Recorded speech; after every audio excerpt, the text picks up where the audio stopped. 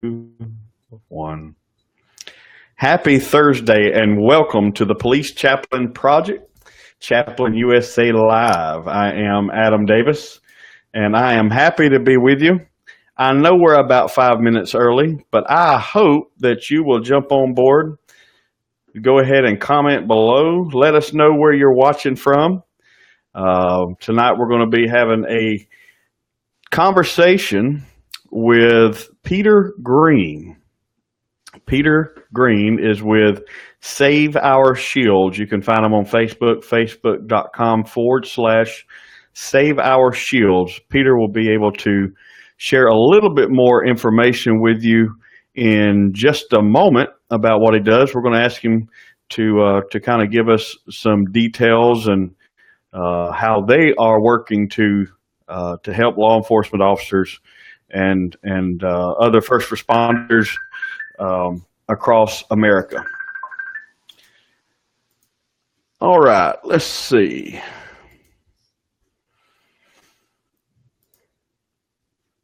Peter Green, how are you tonight, friend?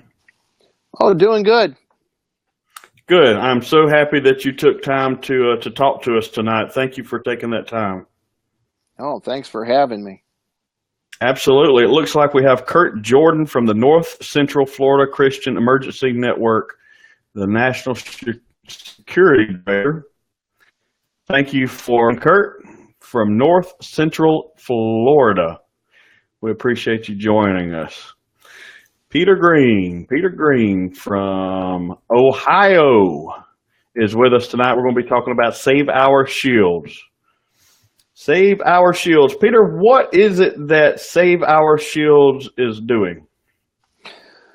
Well, you know, whenever the Lord calls you to do something, you always try to figure out, you know, what's my catchphrase? What's going to be my byline? What's going to be my selling point? You know, what's going to catch their attention? And when this all came about, and believe me, I didn't raise my hand and say, ooh, pick me. I want to deal with suicide. I want to deal with that. That's most interesting thing in the world. But, you know, the Lord calls you and he knows you're capable and he puts you in that spot, and that's what happened. So I was looking for that little catchphrase or something. And I thought, well, you know, I'm in ham radio and we send out Morse code, SOS. I'm like, how can I put that in there? And Save Our Shield, SOS. It just, that's what grabbed me. And just to be able to like reach out to save those that are lost because of PTSD and depression and critical incidents and things like that. Well, that is certainly a tremendous mission that you guys are on, and I know a lot of people that are watching sharing a similar mission. But I think that thank you, Chaplain Dave Fair from Brownwood, Texas. I think he is the president of Police Chaplain Project. So happy that you're watching. I hope you're doing better. I hope that you recover quickly. Chaplain Dave Fair from Brownwood, Texas is watching with us. If you just tuned in, we're talking with Peter Green. Peter is with the Save Our Shields project. They are actually on Facebook. You can find them on facebook.com/Save Our Shields. And I will put that link up momentarily. I hope that you will share this, if you will. I know that we're just a few minutes early, but I wanted to go ahead and give you a chance to join in. There is, how do I say your last name? Marie Betcher. Did I say that right? I hope I did. Thank you so much for watching with us. Thank you for joining. I'm so happy that you're with us.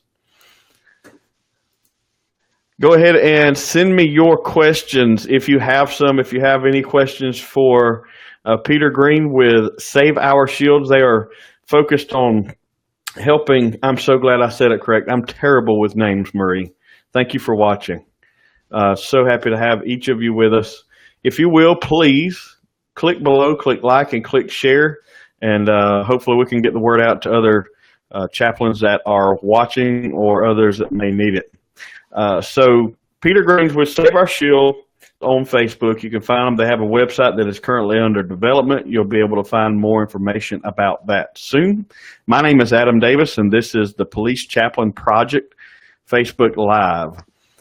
Peter, what is it that you find to be one of the most successful ways of really, I mean, you've got the method down pat. You know, there's all kinds of studies and sciences behind the treatments and how to help first responders, law enforcement officers that are dealing with these issues.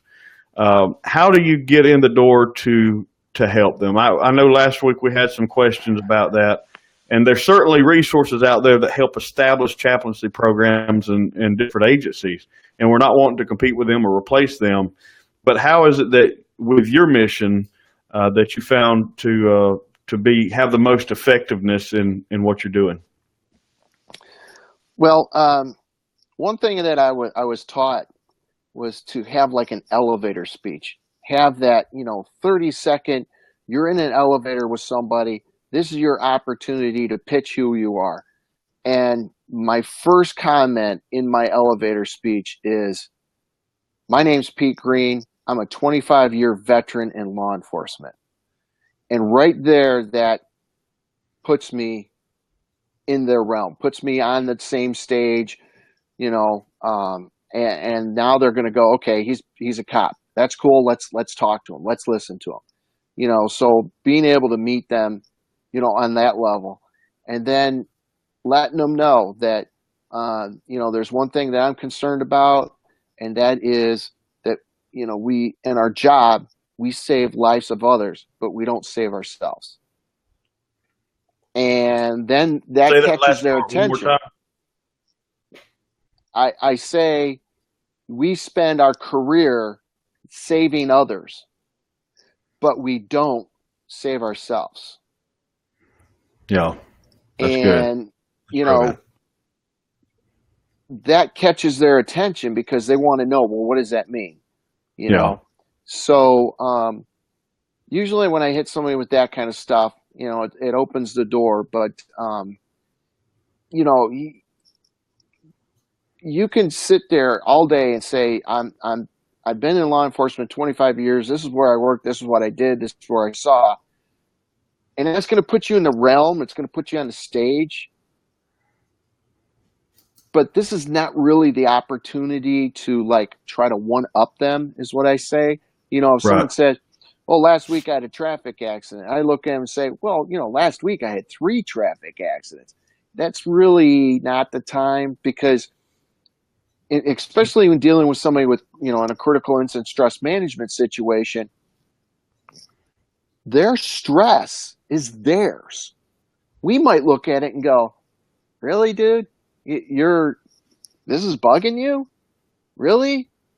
Yeah. But we don't know where they're coming from. We don't know their past. We don't know. So it's important to establish who you are and let them know this is where I'm coming from. But it's also important to step back and let them be who they are, because regardless of, I work 15 people on a shift. Does that mean that we all relate and have the same experiences? Not at all. Yeah, no, that's absolutely 100%. You guys, ladies and gentlemen, if you're watching and you want to chime in and leave your comments, we definitely love to have your input, to hear from you. There are so many people that need this, that are having their own issues and battling, and they keep it to themselves, and most of the time they're not going to ask for help. I think that me and Peter, before we went live, we were talking about that a little bit, and we want to create a place that's easy for them to ask for that help. We want to create a place where they can go to and ask for that help. So, Peter, are you still with me? Oh, yeah. Okay, just making sure. All right. Just making sure it was still working there. If you're just tuning in, thank you for watching. This is Adam Davis. We're Peter Green of Save Our Shields. Save Our Shields is focused on providing resources and assistance to law enforcement officers. Do you provide with officers, or is it for other first responders as well? Well, being a cop, I figure I'd target cops, but Yeah. then, when I started seeing stats of dispatch and EMS and fire, that's why I kind of went with Save Our Shields instead of, police specific. Now there are efforts. There's a gentleman out in the Midwest that does a lot with fire suicide prevention, and he's a fireman, and that's I look at, okay, what's out there. I'm not going to compete with them, but if we can work together, then that's the best thing we can do. But yeah, my focus is really on police. Now I can, because I do have a dispatch background as well. I can, the stress is just as important. The signs, the symptoms, the help that can be achieved. It's all the same, regardless if you're talking about a Boy Scout or a trauma nurse, yeah, I do focus on police. That's just because that's where I came from. Yeah. Well, it's a natural. Um, I guess it's a natural, not a niche, but it's a place where you're familiar with. You spent 25 years of your life there, so you know most of the habits, if not all of them. So Right. the good and the bad, and and everybody's got their own routine. And hopefully we can find a way. And I say we as a collective, find a way uh, to raise awareness. Number one, and number two, create some effective and lasting change that's positive on a level that makes it easier for, in this case specifically, law enforcement officers to ask for help without feeling like they're going to be, put behind, put out of work and lose that pay, Right. which creates other issues, and that's a real life scenario, because there's certain parts of the country that that have more resources than other. There's departments that have fewer officers on staff, and then there's large agencies. So obviously that is something to take into consideration. So how did you get Save Our Shield started? I know that you mentioned a little bit earlier, but kind of what was the motivating factor to get you rolling? Well, I was working for the Transit Police Department in Cleveland, Ohio, and 120 full time, about 60 part time officers, and working in, most of our work was in Cleveland. A little bit was outside, but we covered the whole county. But so it was a large department, but we did a lot and saw a lot. So uh, I had the opportunity to start our negotiator team for our emergency services. We used to rely on City of Cleveland SWAT and everything, but we learned quickly during 9/11 with all of the powder, all the fake powder calls, that we couldn't rely on them. We had to take care of ourselves. So we started a tactical team, and they wanted negotiators. Well, they looked to me because I was in critical incident stress management, and they said, why don't you do that?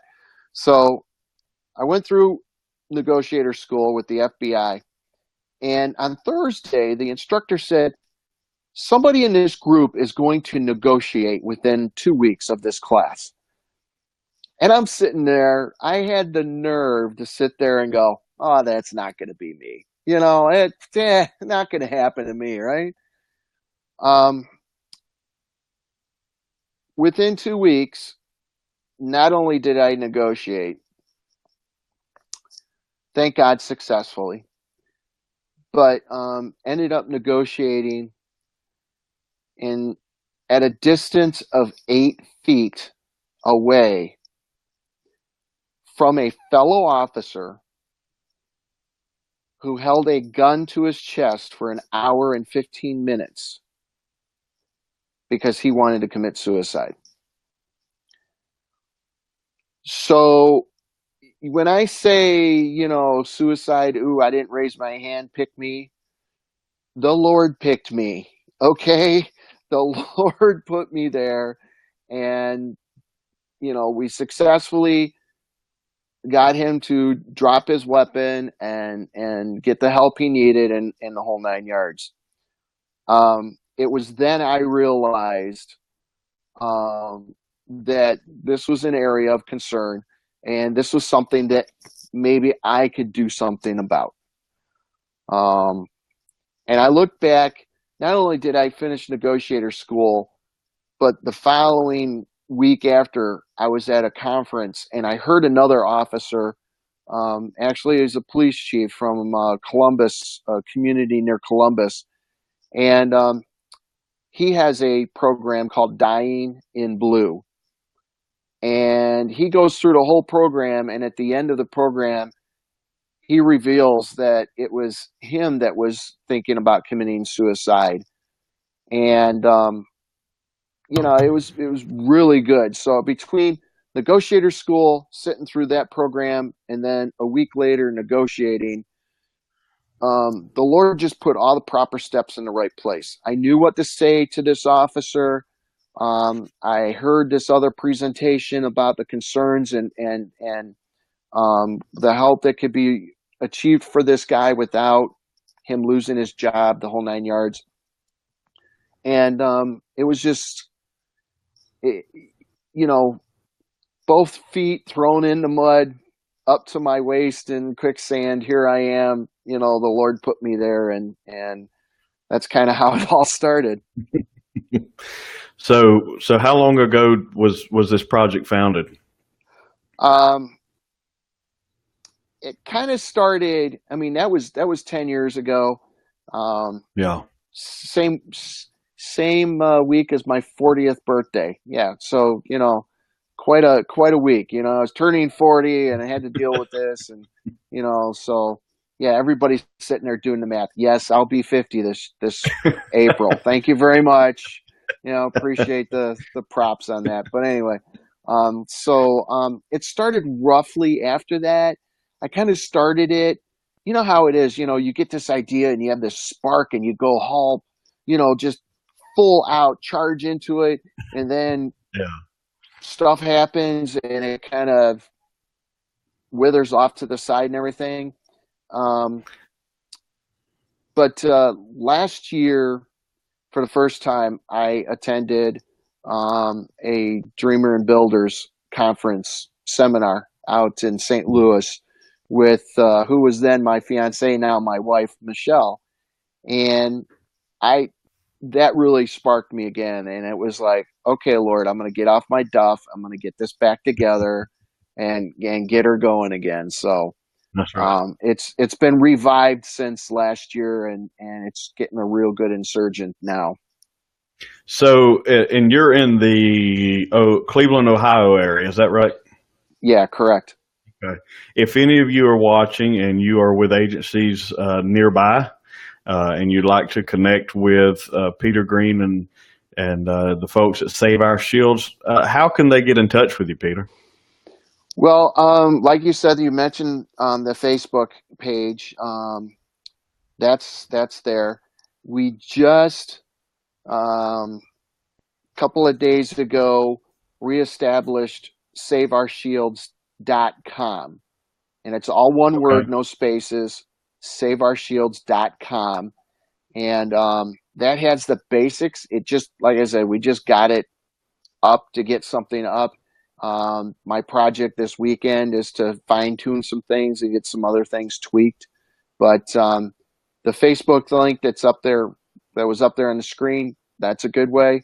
But I also have SaveOurShields@gmail.com. Again, all one word, no spaces, no underscores or anything, just consistent letters, saveourshields at gmail.com. So that is excellent. You can find them if you just go to Facebook and you type in Save Our Shields. They will come up. You type in facebook.com/Save Our Shields, all one word, no spaces, or you can email Peter Green and his team at saveourshields at gmail.com. They're doing some awesome work.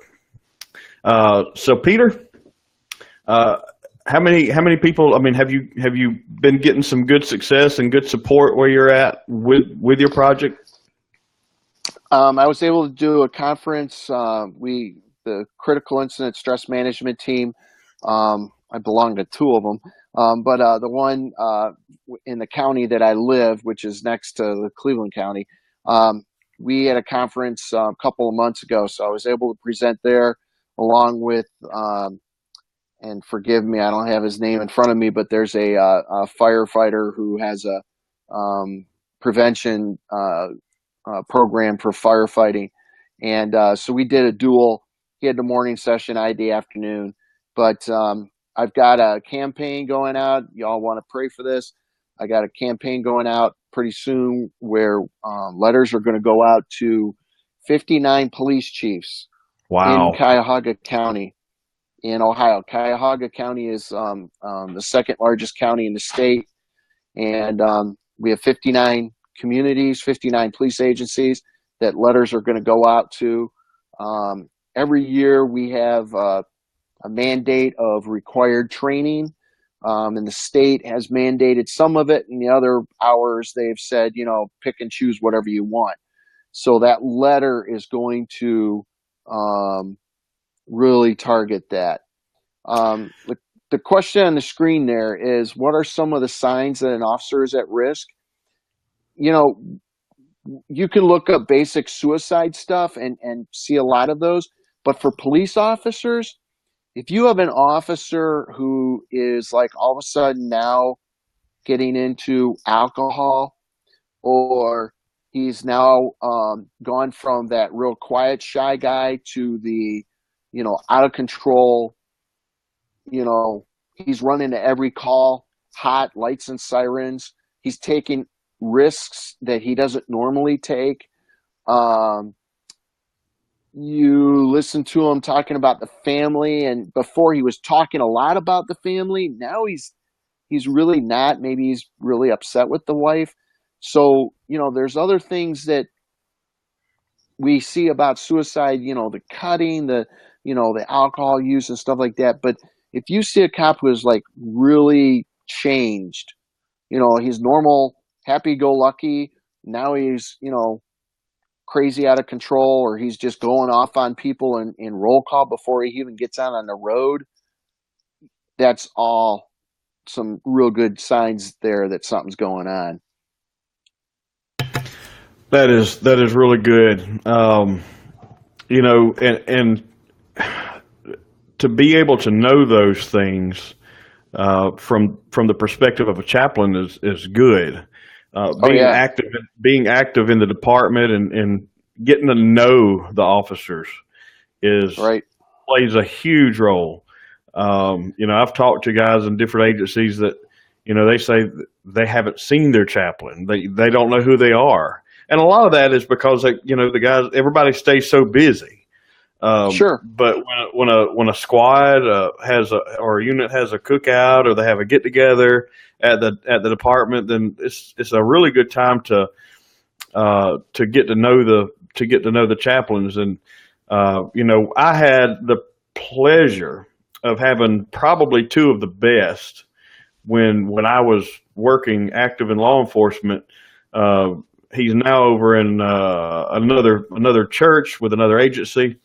But man, you talk about, he'd get in the car and he'd ride with the officers, and he'd get to know them. He'd get to know their behavior. So when he saw them somewhere, whether they were on duty or off duty, he got to know them so he could tell really if something was wrong, And that takes a lot of commitment. And I know that chaplains are really, a lot of them are overwhelmed with stuff to do.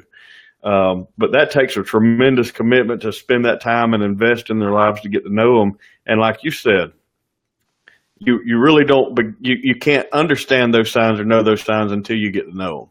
Right. And spend a couple hours and ride with them, get to know them, find out about them. I mean, what do you think about that?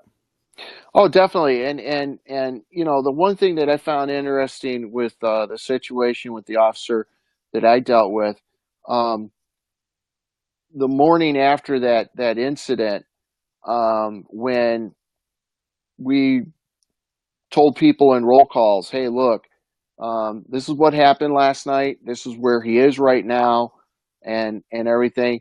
People were coming up to me and going, yesterday he said this to me, or last week I saw this, and people were saying all these things. And what was interesting was everything they were saying was starting to come together like a puzzle, and all the pieces started fitting together, and what five people saw came together, and every one of them said, if I'd known that other four things about him, I would have been concerned about him. So getting to know somebody and seeing what's up with them, and being able to put those puzzle pieces together to Yeah. see that whole picture of an officer, very revealing. Yeah, absolutely. I think Dr. Tim Falk is watching. If you're watching, do you mind commenting so I know you're there? I know he stays very busy, but both you and Dr. Falk share a lot of similarities in what you guys are doing. Um, is this more of a big department, big city problem, or do you think that this is a problem that's found really anywhere Oh, at any it's agency anywhere. size? If you Google search police suicide and see the articles. Now, understand this. Not every article and not every time are you going to be able to easily find something about a police suicide, because what do we do as police officers? We bury it. That's right. Okay? Accidental shooting, accidental discharge. He was cleaning his gun. Um, I heard a report where there's a coroner where he does not put down suicide. Cause of death, heart stopped beating. Wow. Well, yeah, there was no blood, but that's what he puts. Okay. And Yeah. so, you know, yeah, officers don't trust. That's a big thing. Don't expect to walk in the door as a chaplain and say, "I'm a chaplain, I'm here to listen to you." They're going to look at you and go, "Uh-huh. Okay. Mm. Sure." You know. So, that's a big hurdle. But if you were to look at some of the articles, I've one article I know of a gal last fall, small department, not even 20 people on the whole department, and she took her life. Okay. So it's not a big city. Yeah, can we sit there and say New York City? Oh my gosh, they've had so many suicides, and because of 9/11, there's been an increase of suicides, especially in the fire department. But yeah, you can do that, but it doesn't mean a small department, it doesn't mean they're not going to see something horrific, and it doesn't mean they're not going to suffer from PTSD and depression like a big city cop. Yeah. Well, and like you mentioned there, with certain agencies, it doesn't matter the size. If you have an understatement to say the least, a traumatic situation or traumatic incident, there's a lot of officers. It doesn't matter how many are there, in the agency that can be affected. Right. And a lot of times the smaller agencies may have a tighter bond between the officers there, and that Yeah, plays and a and role and into in the a process. smaller community, where they know all the people.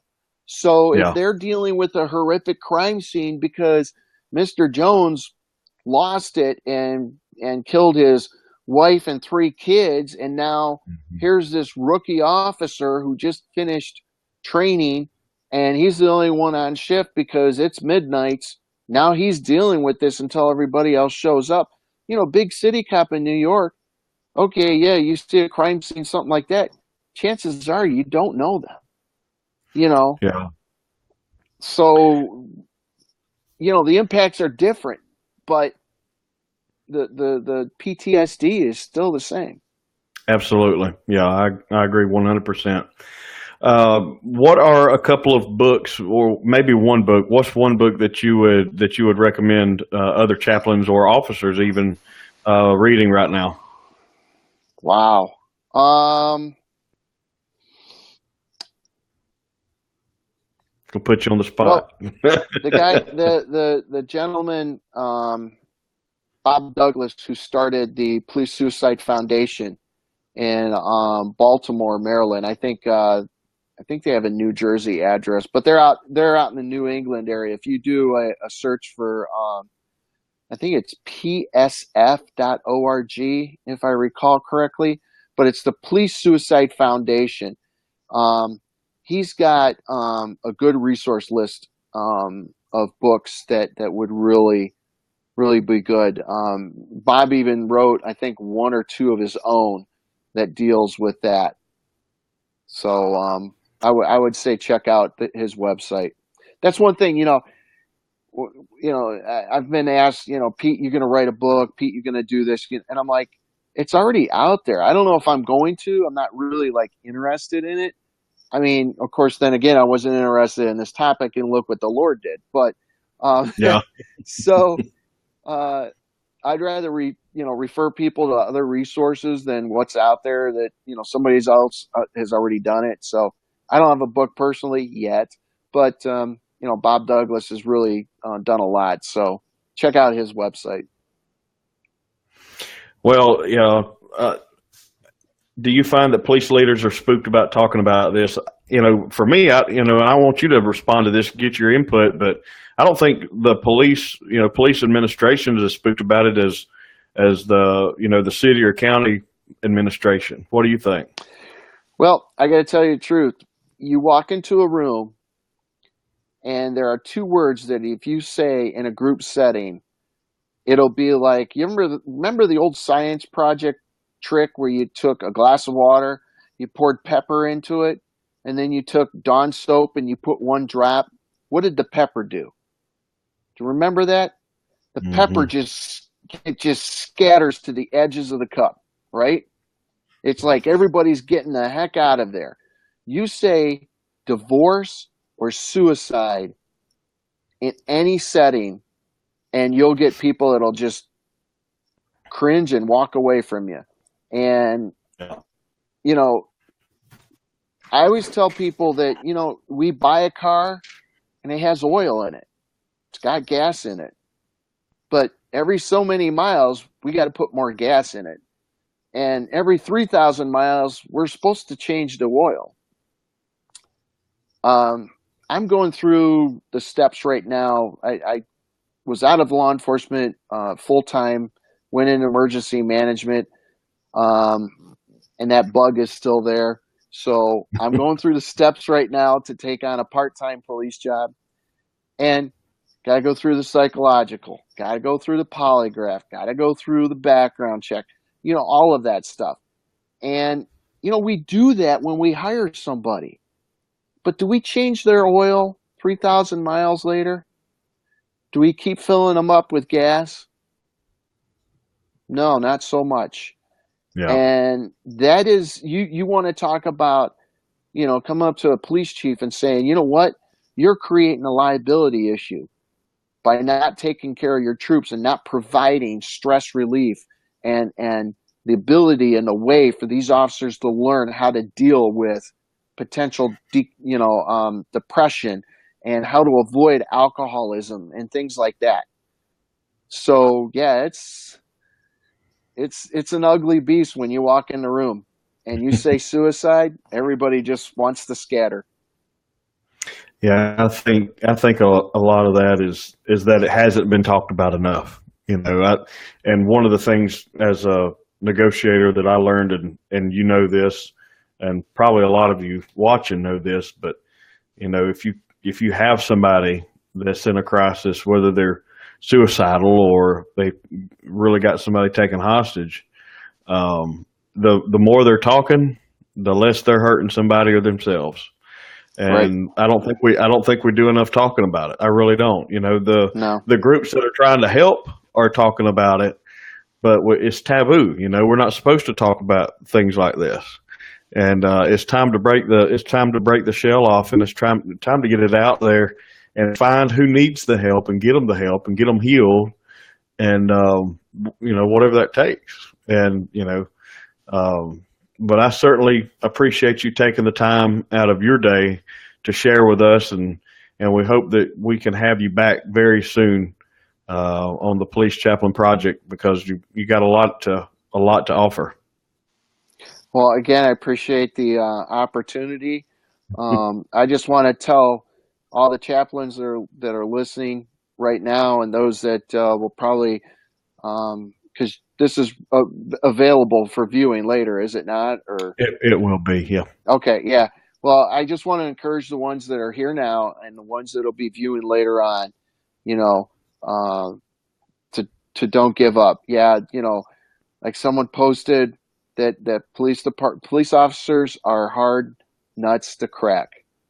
Okay, and I used to tell people that I'm a nutty person, and sometimes you let that nut out of the shell, and sometimes you don't. Well, it's tough in law enforcement, and there's a competition out there between cops who got the bigger, badder arrest, who had the most craziest call, and just things like that. And the competition of who cried, who's depressed, who wants to go home but can't because the wife kicked him out. We don't talk about that. Even in 2017, we're still being told, what, suck it up. So y'all have a great, the Lord has a commission in the Bible for us, but there's the Great Commission, and I think this is probably one of the greatest commissions. And so keep it up. Don't be discouraged, and just keep trusting in the Lord. Thank you, brother. We appreciate your time. No problem, man. Thanks for having me. Later on next Thursday, actually, I'm going to be interviewing Toby Cochran of War Hogs. They provide local hunts, and really they'll take a veteran or first responder hunting anywhere at no charge to the individual, which is really good. That creates camaraderie, and I personally know several of those that have founded that project.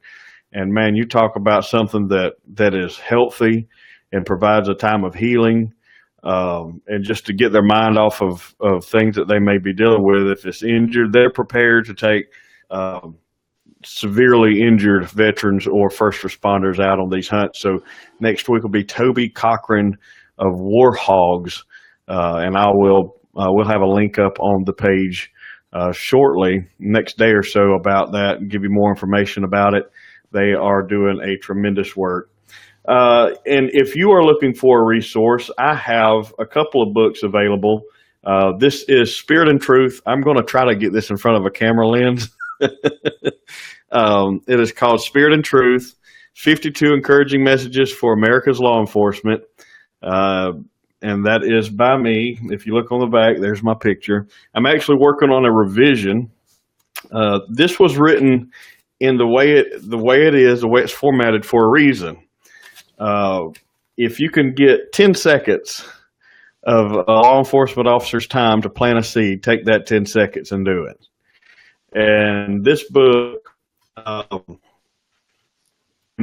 did this out of strict obedience. I didn't do it because I felt like I had the credentials. I didn't do this because I felt like I was the man, or that I had all the answers, because I don't. Okay, I did this out of strict obedience.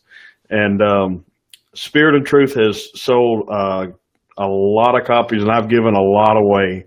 And we're getting a lot of testimonials back from officers across the United States that are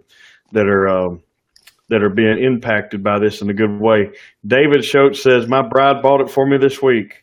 What do you think, David? I can't wait to hear your thoughts. Shoot me a message when we get done. if you want to order a copy to check it out, or order more than one copy, you can buy them on Amazon, but you can get them at a discounted price if you contact me directly. And I'll post a comment on here. Most of you can see my face or find my name on here. Send me a message. I'd love to share more with you. I have two books out and working on a revision for this one and another. And if any of you have a burning desire to write a book, please contact me, because I am a believer of doing the impossible, because I have seen the impossible done. And if you have a desire to write a book, and most of you have a reason to write a book, and that reason is a message, contact me, because I can help you. I can help you get your book out there and help you get it in paperback form. We'll get it edited and make it beautiful for you. And I'm really excited about what the future holds for America's law enforcement officers, America's first responders. They're very dear to my heart. Very passionate about this. So until next Thursday, thank you so much for your time tonight. Thank you for watching. And I hope you have a wonderful, wonderful rest of the week. Have a great, great evening. Bye-bye.